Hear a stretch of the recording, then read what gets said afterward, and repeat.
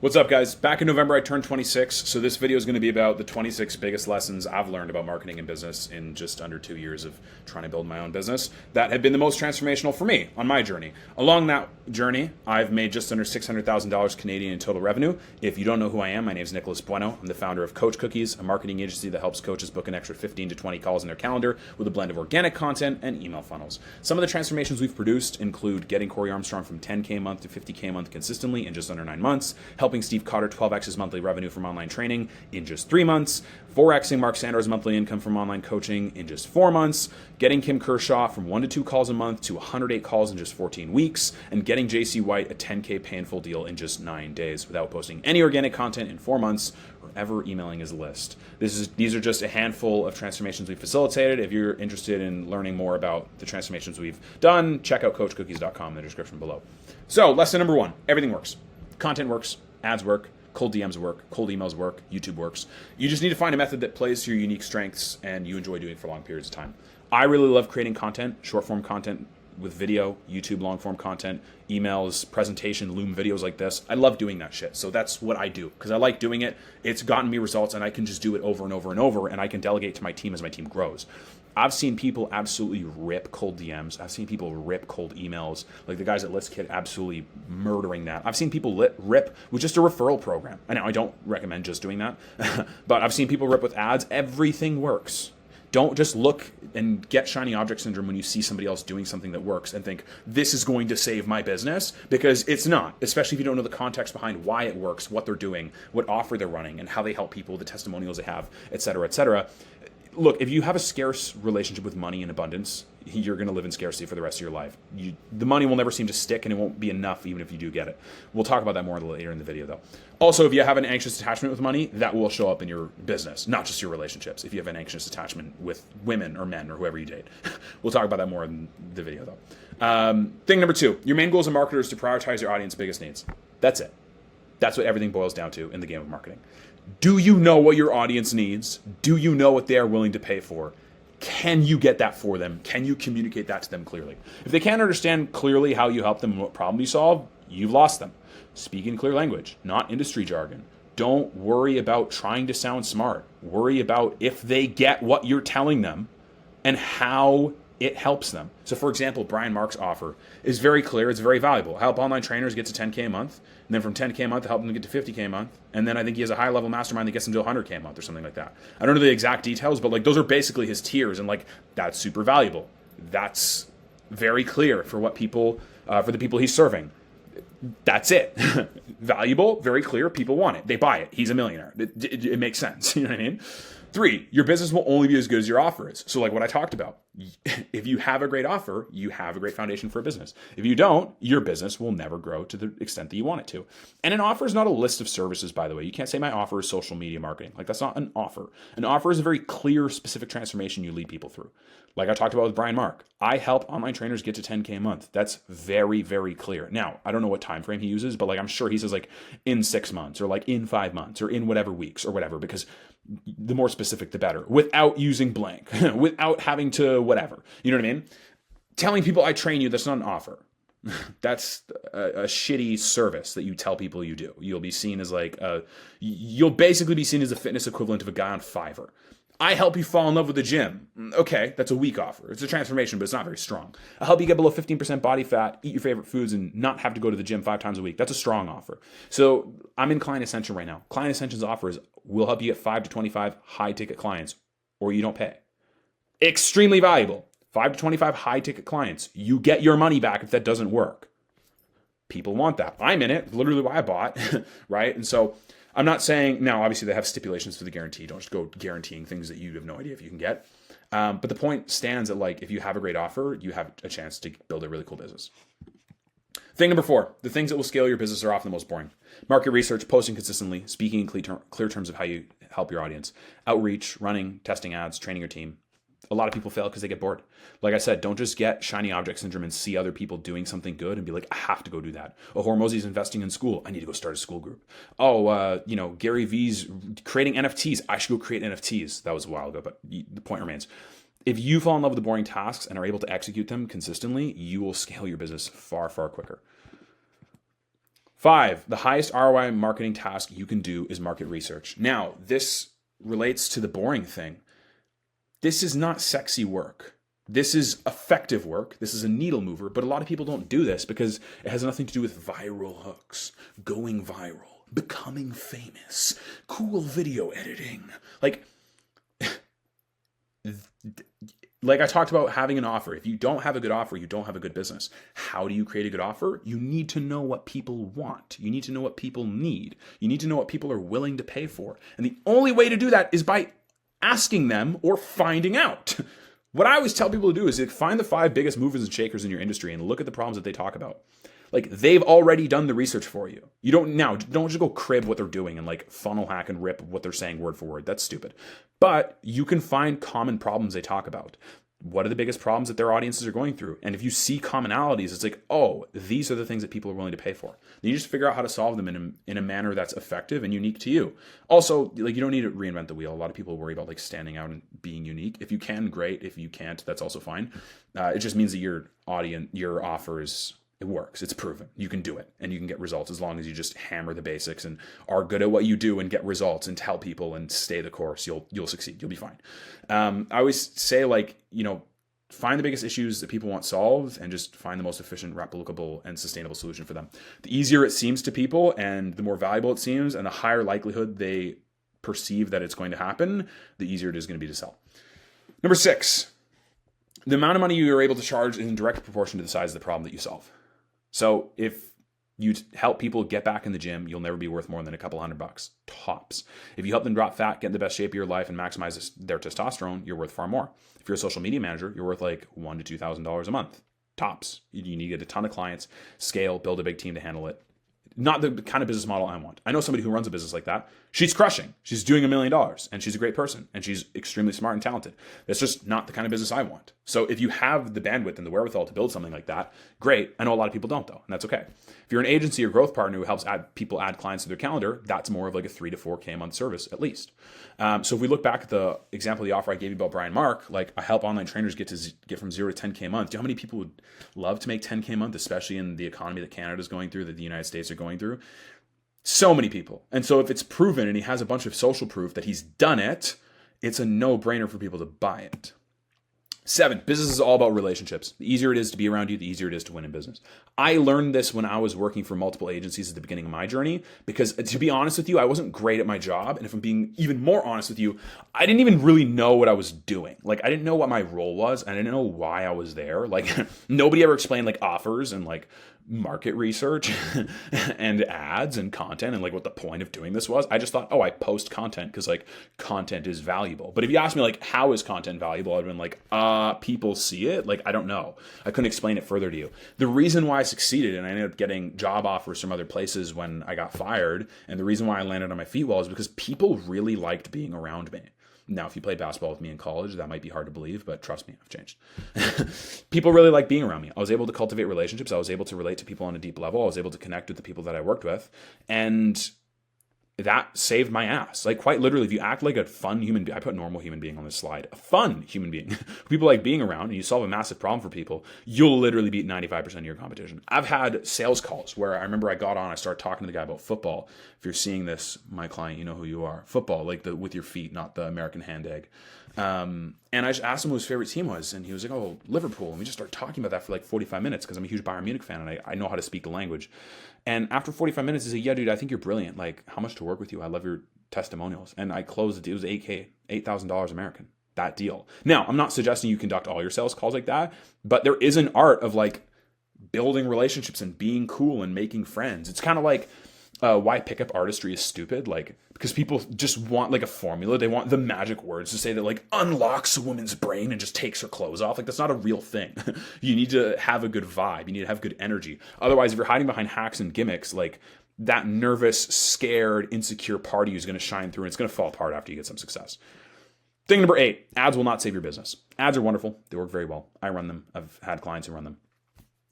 They're not going to fix your problems though. You need a great offer. first, social proof second, which really, really helps, and great content third, which also really, really helps. The offer, though, is the number one thing that you need. I know there are people who don't do content and run ads, and they do extremely well, but maintaining an organic presence while you run ads is the best way to maximize growth. I had one client who was doing $100K a month only doing ads. Now he's just started posting organic again because he sees the value in it, because ads sometimes can be fickle, and sometimes ads just stop working.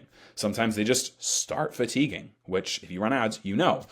Now he's scrambling to post organically because he hasn't nurtured his audience for like a year. It's like a relationship, right? Like if you just throw money at your girl, you're either keeping the wrong girl around or you're not going to keep her around if there's no level of like emotional intimacy or like connection or you guys getting something beneficial out of the deal. 9, algorithm hacks and trends make you look stupid. I'm sorry. If you dial in the messaging of what you talk about in your content, make it as helpful and engaging as possible, you'll win. If you enjoy making videos that people consider gimmicky, like the 5-second Instagram like read caption video, which I've done in the past as well, like I'm not above it. And I literally know a creator who's murdering. That's all she posts, and she's doing like $100K a month. It's insane. If you enjoy doing those and they work, that's totally fine. What I say with algorithm hacks and trends make you look stupid, I just mean if you think you need some shiny object, or you need to constantly be changing course, or like you need to do something because other people are doing it, or some sound is trending, or you're hoping that this is the magic bullet that'll make your business finally blow up, it's not going to, and people are going to feel that energy. Like they're going to feel that desperation of like, I need a magic bullet because I'm not confident in myself and I'm super insecure. Please buy from me, please, please, please. Again, these are things we're going to talk about later in the video. Don't worry. I'm not going to tell you to stop making trending videos, but if you think you need them to win, you absolutely don't. You can win in any way you want. Like I talked about in the very first slide, everything works. So just test like crazy, find something you really enjoy doing, get results with it, and just double down. Number 10, start building your email list ASAP. Emails convert 174% better than social media does. It's a far more effective nurturing tool than short form content and converts so much higher. The reason for that is because, especially as the market gets more saturated, which is true, I don't know why I did the finger thing, it is getting more saturated, you do need a long form content medium to nurture people. Long form content nurtures people on a much deeper level. And there's a great stat where it says people on average need to watch like 7 hours worth of your content before they buy. And it's just a lot easier to do that in like 20-minute increments than it is 60-second increments.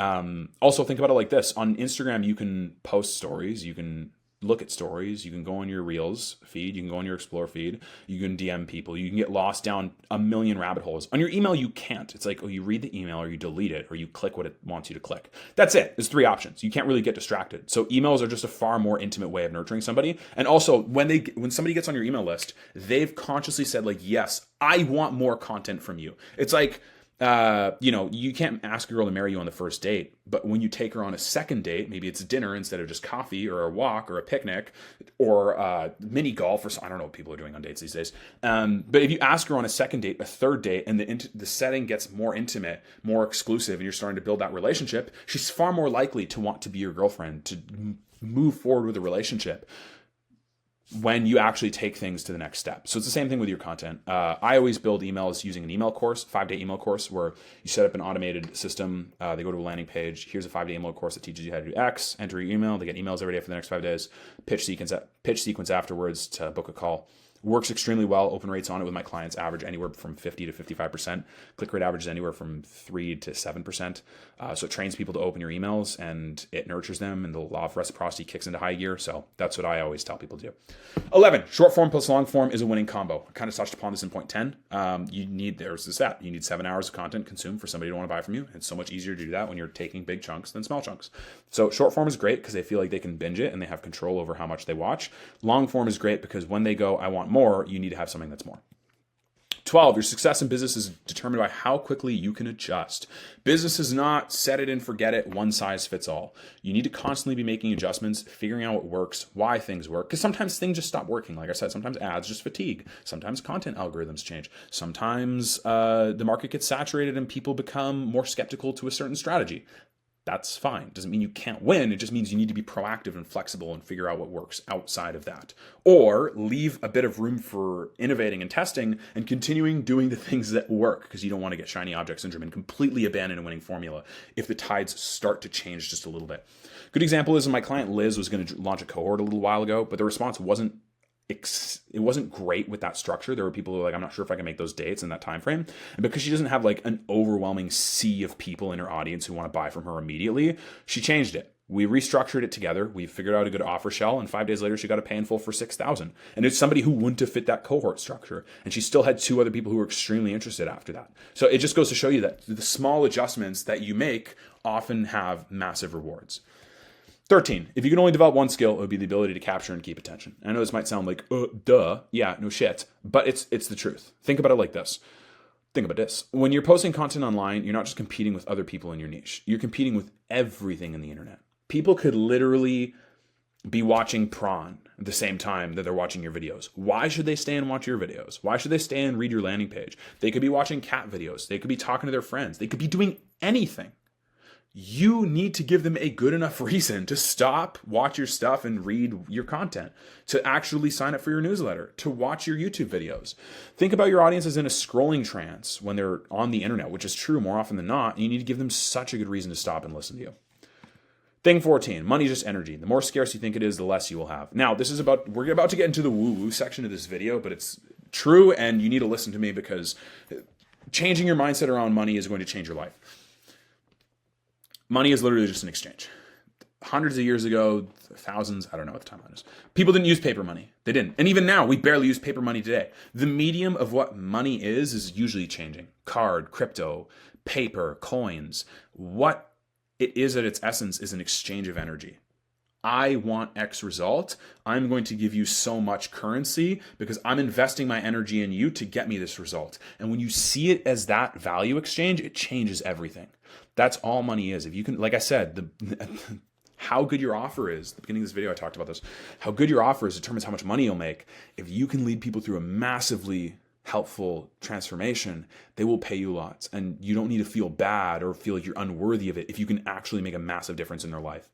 So your attachment style and relationships directly impacts your relationship with money and clients. So like if you're a guy who has like an anxious attachment style, which is something I've struggled with in the past, where you're like needy and you feel like something else, whether it's a woman or friends or status or money, needs to validate your existence, you won't be happy with it even when you get it, and you'll feel super needy without it. And that repels people, that repels money. So you need to actually heal that, which I wish I had a video on that right now on my YouTube on how to heal your anxious attachment energy or situation, but I don't. So you'll have to find that from somebody else. But yeah, money is just an energy exchange. Your ability to make money comes down to how worthy you think you are of it. Literally, that's something that's tripped me up in my career, where I wanted to join programs where they talk about $100K a month, and I just fell off. And I'm like, oh well, the program just doesn't work for me, even though they had tons of social proof and testimonials. At the end of the day, it came down to I didn't think I was worthy of making $100K a month, and that's why I fell off. And that was a hard pill to swallow at the time. But when I did actually accept that, things change like crazy. So the people who charge high amounts get great results and have a high self-image. Like that's literally it. They're a great energy. There's a great energy for the recipient who's actually buying the program because they get to be in that energy field as that person. They get an awesome result and they get an enjoyable experience. So align your energy. 15, your business will only grow as much as you do personally. Your business is an extension of who you are. At some point, you can't just business coach your way to victory. Myself, in 2023, I invested a ton of money into myself, business coaching wise, like $100K or something like that. And it did great. We made like $320K in revenue that year, Canadian. And then in 2024, this past year, I invested a ton of money in business coaching as well, but it stopped working after a while. And I'm like, oh, maybe it's the coach's fault. No, it wasn't. It wasn't the coach's fault. They're very successful. It wasn't their problem.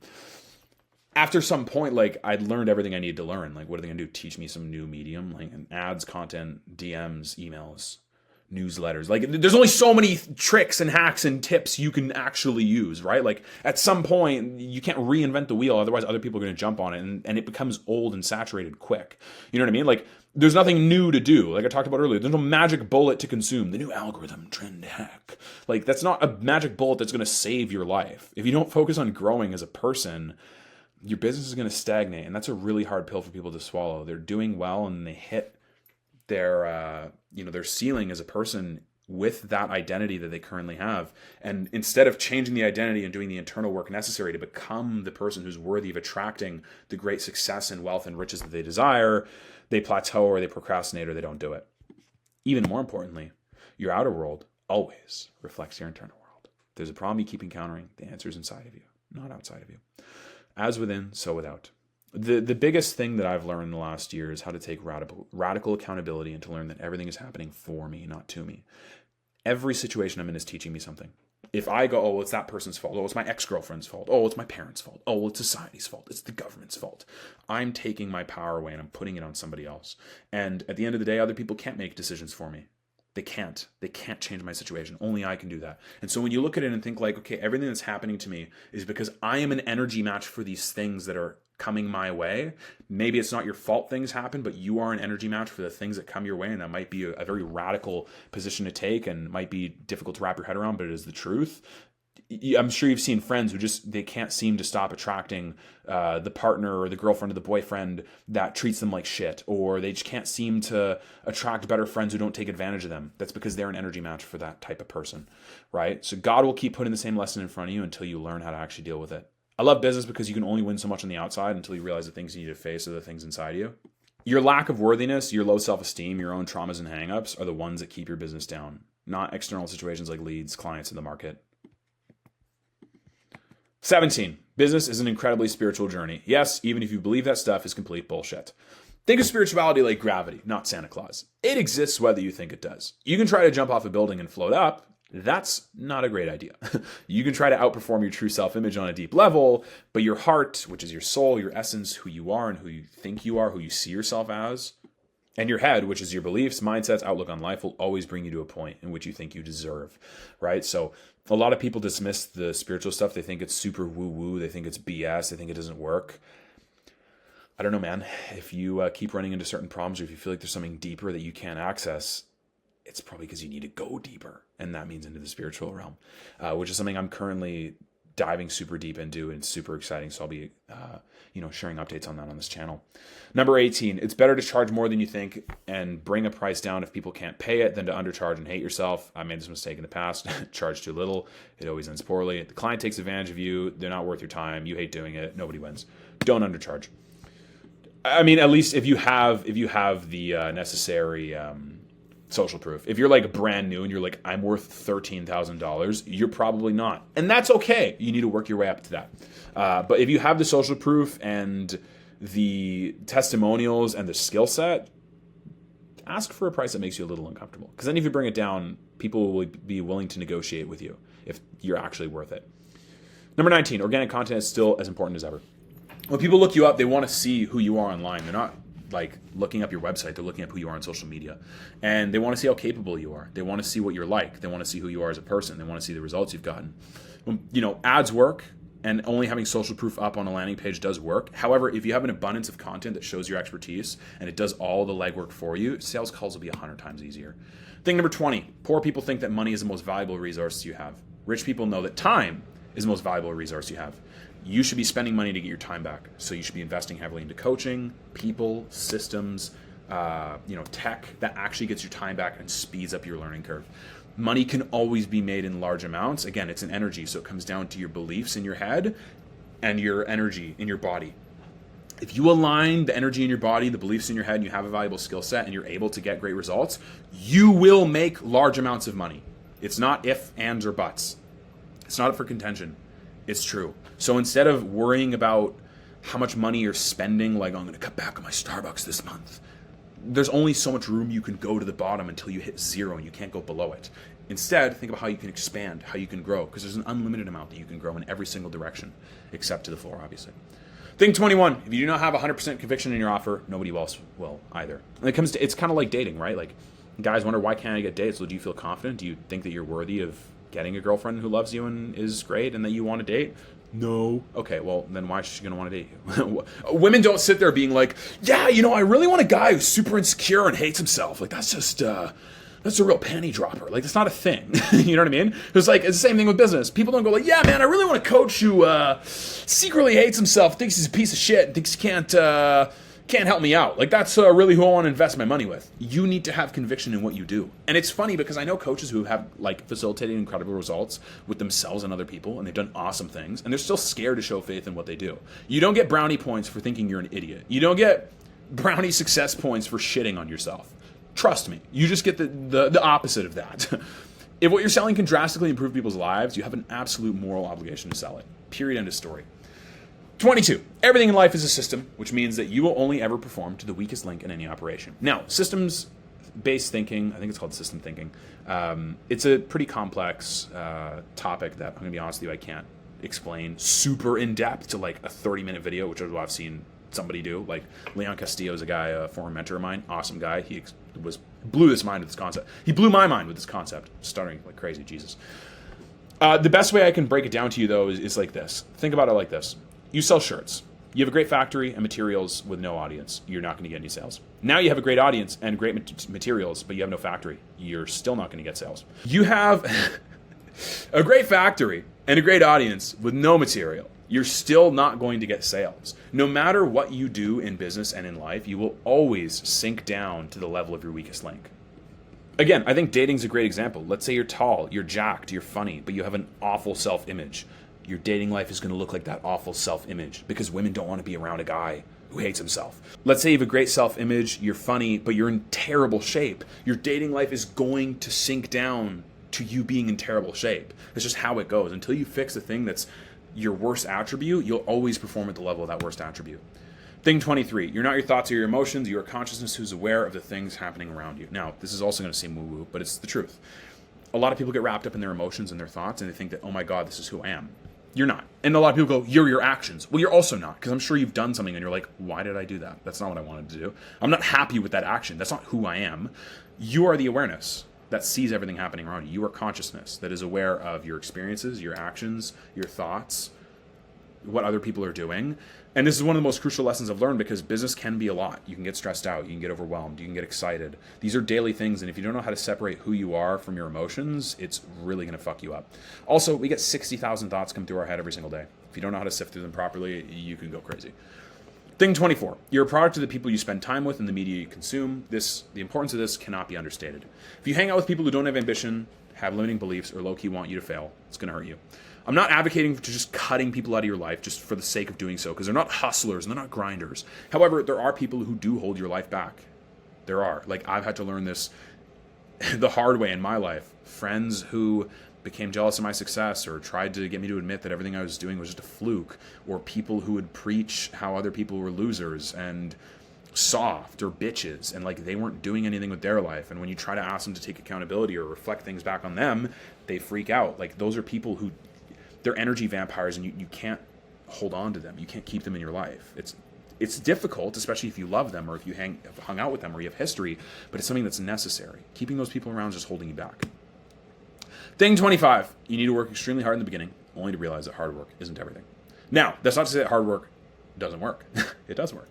However, what is your goal? After a while, when you work extremely hard and work yourself to the bone, you realize that maybe your goals should expand. Maybe they should broaden out. Maybe you want to enjoy your life instead of being stuck on Zoom all day.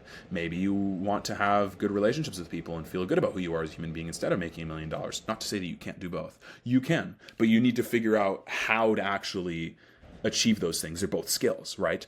Yes, and disclaimer, there are seasons where hard work is required. Sprint, rest, sprint, rest, sprint, rest. However, I've seen videos of Hormozy where he's like, the whole point of the work is the work. Like, that's it. Like, that's the whole point. It's like, that's not true. That might work for him. And even though, like, even still, we don't know what actually goes on in his head, that's not going to work for most people. Like, the point of the work isn't just work. Yes, it gives you fulfillment when you're working on something that's valuable and when you're making a big impact on people's lives. But the point of life is to live it. And if your business doesn't serve you, all it's doing is serving your clients, you're going to resent it. And if it doesn't serve your clients at all, well, that's just a scam, right? But you should have a business be your vehicle that elevates your clients' lives and your life significantly. Otherwise, why are you doing it? From a business perspective, this is all about leverage. When you work hard, it's great and it shows you how capable you are, but if that's all you focus on, you're not going to find the tasks that move the needle the most, right? Like, if you're like, I need to post more content, and you're already posting once a day, you post 2-3 times a day, there's a limited ROI on that. If you're like, I remember I met one guy who was like, I'm posting 5 times a day, and it just like wasn't impacting his business. I'm like, why are you doing that? Like, that makes no sense. Like, just, I think you need a like better sales team or something. I can't remember exactly what he was going through, but it's like, just fix the problem, which we're going to talk about in the next section. Like, don't run yourself ragged. That's insane. You know, and like, if you're only focusing on pure volume instead of systems, or like hiring people or being more efficient, there's tons of energy leaks that you can easily fix if you're focused on leveraging your time instead of just doing more. Thing 26. There are only three problems a business can face, and simplifying your entire operation to this makes life 100 times easier. There's marketing, sales, and fulfillment. Marketing is how many people see your offer. Sales is two parts. How many people are raising their hands, and then how many people are actually buying. And then fulfillment is how many testimonials you have, the customer success, social proof, enjoyment of the clients that you have, chargebacks, etc. When you look at business like this, it makes it really easy to figure out what your problems are. Oh, well, my closing rate is high, or my closing rate is healthy, and the people are happy with the program, and I'm getting good results, but I'm just not hitting the numbers that I want in terms of revenue. Well, you need more leads. Oh, well, I'm getting a bunch of sales calls in the calendar, and people are really happy when they get in the program, but I just can't seem to get them over the line. You have a sales problem. Oh, well, people aren't putting their hands up in my content. Yeah, you need to build a lead magnet or create better content. Oh, well, we're closing and we're getting a ton of leads, but like people are asking for chargebacks. Yeah, it's a fulfillment problem. So if you really boil business down to those three areas, it becomes really easy to figure out what you should do. All right, that was a 30-minute video. I appreciate you guys hanging out. Action steps. If you want my free blueprint on how I got Corey Armstrong from 10K a month to 50K a month in just under 9 months, description below, the automatedleadsaccelerator.com has my free email course. If you want to book an extra 15 to 20 calls in your calendar or see all of our testimonials, coachcookies.com in the description below. And if you just like this video, subscribe, drop a like, leave a comment. Really helps. And as always, guys, I appreciate it. I'll see you in the next one. Peace.